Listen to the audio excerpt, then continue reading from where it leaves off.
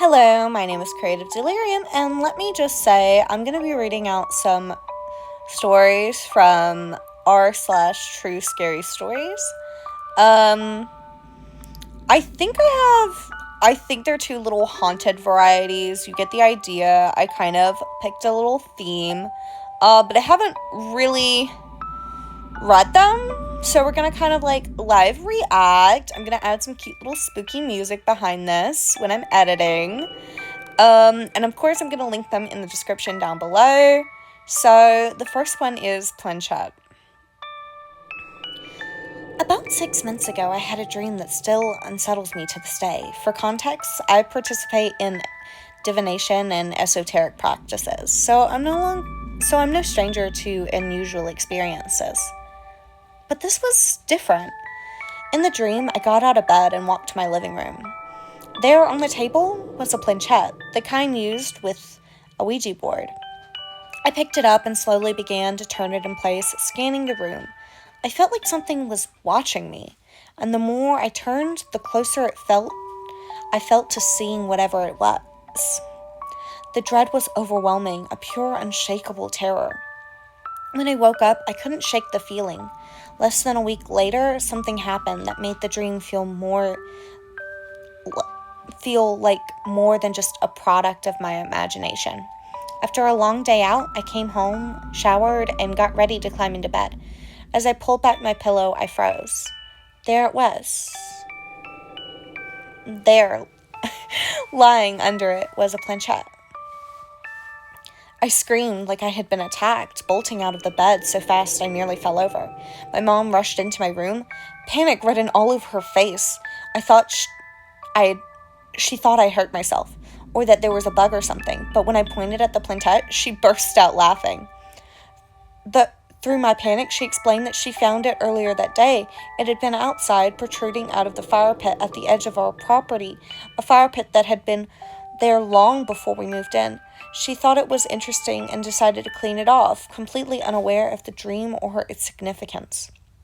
That's when I told her about the nightmare, going into detail about the dread I felt and the sense of something watching me. Her expressions shifted when she realized just how deeply this disturbed me. She immediately took the planchette out of my room, promising she understood how deeply disturbed I was.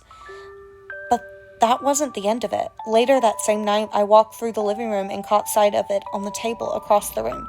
I froze for a moment, but forced myself to keep walking. I didn't even think about touching it. I just made my way to the kitchen and straight back to my room, closing the door behind me. Like it could somehow keep the bad energy out.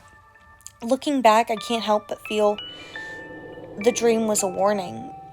The timing and the circumstances are too strange to dismiss as a coincidence.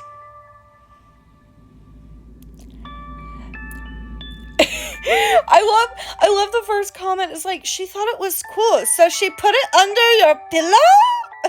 Like, she finds it in a fire pit, and then just, immediately is like, you know what, my kid's witchy and fun. Let's put it under a pillow. Which is kind of also, why are you digging through a fire pit? I can't imagine digging through a fire pit. I'll be honest, from before I moved in, that fire pit's been there.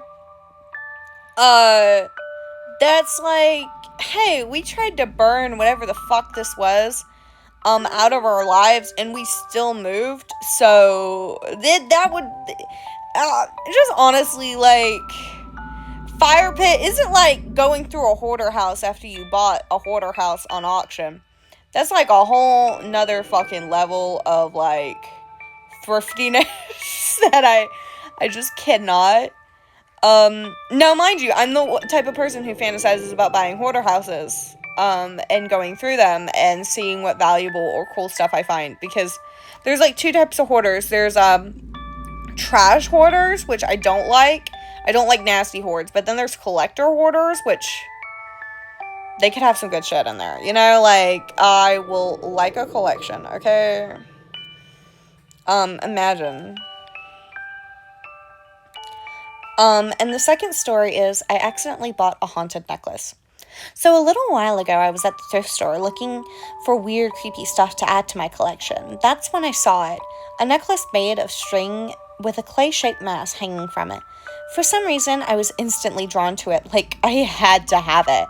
My sister was with me and immediately told me to leave it behind. She said it gave her the creeps. But I didn't care. I loved how eerie it was. I thought it looked pretty perfect in my bookcase at the foot of my bed, surrounded by my other odd trinkets, so I bought it.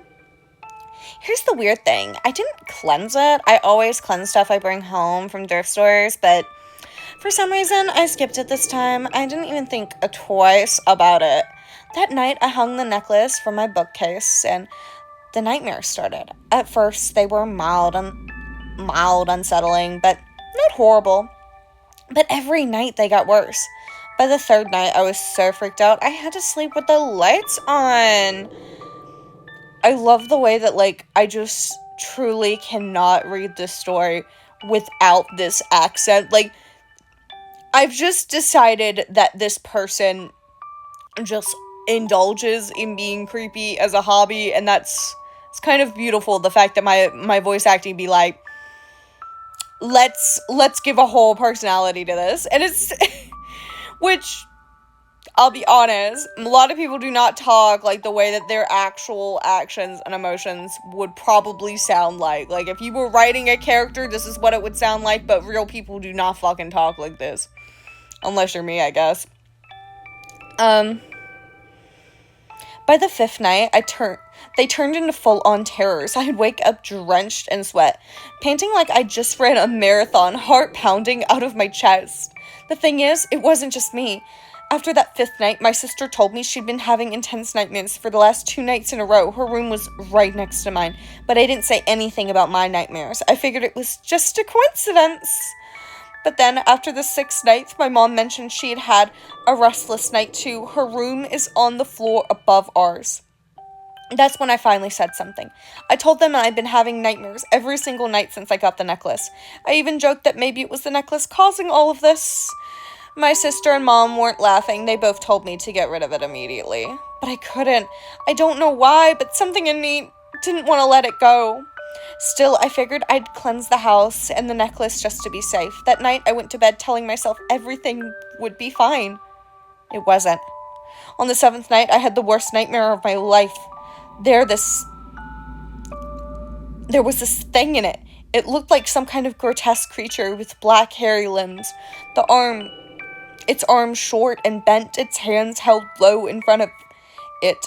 Its body was round, hairy ball, but its torso was completely taken up by the mask. From the necklace, it just glowed faintly. In the dark, the creature crouched there watching me, and then it lunged at me, clamping on to me like it was trying to suck the life out of me. I woke up, but I couldn't move. Sleep paralysis. My eyes were wide open. All I could see was the necklace hanging on my bookcase. The mask looked like it was growing, floating above me, radiating something dark and heavy.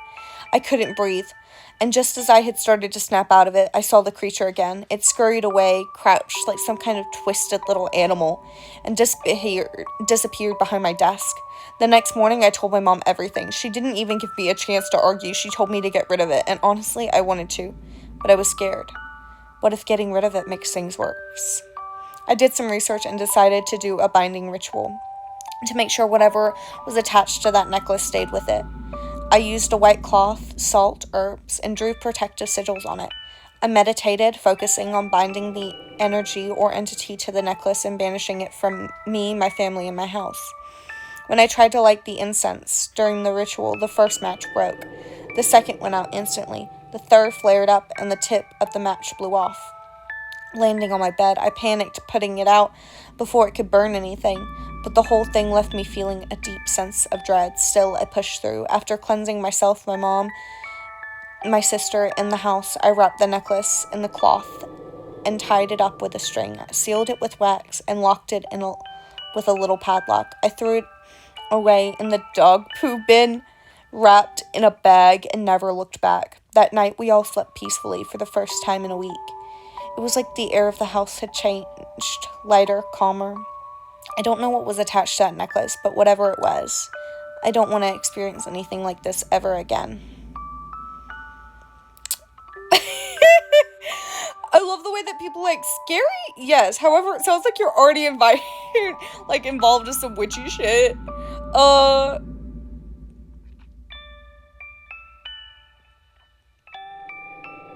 Wow. Okay, this is...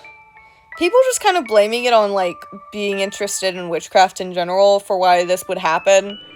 Which, yeah, entities see witchy people and they kind of, like, think about giving them extra scary stuff because they think that's what you want or that's what you're expecting, because there are so many people who are just into it as kind of, like, an aesthetic kind of scary type thing. I really wish that, like, the comments actually had, like, maybe information. Because I think it is really interesting from, like, a folklore kind of perspective, because I definitely think the description of the creature definitely sounds like something you'd hear from, like, folklore, and sadly no folklorists were like, that sounds like an XYZ, and that's sad, because that would have been so fun. And I know I'm like, let's just give a name to the entity, which, yeah, why not? But overall, the story was kind of adorable. I mean, okay, is it adorable, or am I just a weirdo? Who thinks, like... I'm glad it wasn't one of those, which... I should go ahead and preface this. I'm gonna be putting, like, some spooky, cute music. I keep a very light tone with it. I do this for scaredy cats like me, who can't, always consume a lot of spooky content late at night, but we want something a little creepy cute. We want to see the fun aesthetics, which I think these two stories definitely had the fun aesthetics, which I really love. But yet again, if you have any thoughts on the stories that I read out today, please comment below. I would love to have a bit of a discussion. Yeah,